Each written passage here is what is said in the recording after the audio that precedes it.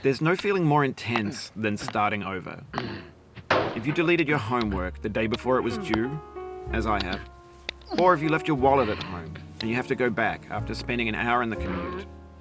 If you won some money at the casino and then put all your winnings on red but it came up black. If you got your best shirt dry cleaned before a wedding and then immediately dropped food on it. If you won an argument with a friend and then later discovered that they just returned to their original view. Starting over is harder than starting up. If you're not ready for that, like if you've already had a bad day, then what you're about to go through might be too much. Feel free to go away and come back. I'll be here. Alright, thanks for coming with me on this trip. I'll understand if you have to take a break at any point. Just find a safe place to stop and quit the game. Don't worry, I'll save your progress, always, even your mistakes. This game is a homage to a free game that came out in 2002, titled Sexy Hiking. The author of that game was Jazuo, a mysterious Czech designer who was known at the time as the father of B games. And B games are rough assemblages of found objects. Designers slap them together very quickly and freely, and they're often too rough and unfriendly to gain much of a following. They're built more for the joy of building them than as polished products. In a certain way, Sexy Hiking is the perfect embodiment of a B game. It's built almost entirely out of found and recycled parts, and it's one of the most unusual and unfriendly games of its time.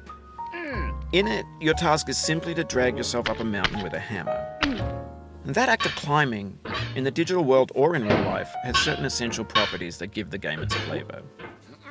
No amount of forward progress is guaranteed. Some cliffs are too sheer or too slippery.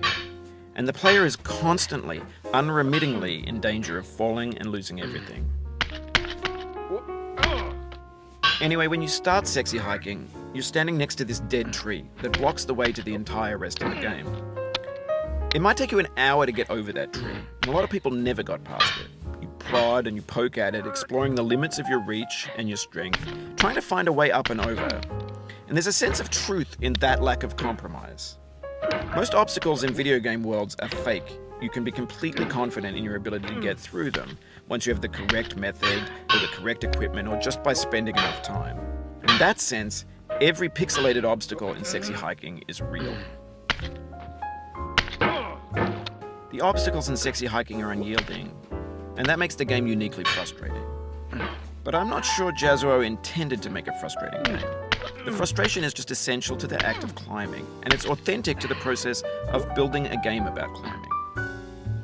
A funny thing happened to me as I was building this mountain. I'd have an idea for a new obstacle, and I'd build it, and test it, and it would usually turn out to be unreasonably hard. But I couldn't bring myself to make it easier. It already felt like my inability to get past the new obstacle was my fault as a player rather than as a builder. Imaginary mountains build themselves from our efforts to climb them, and it's our repeated attempts to reach the summit that turns those mountains into something real.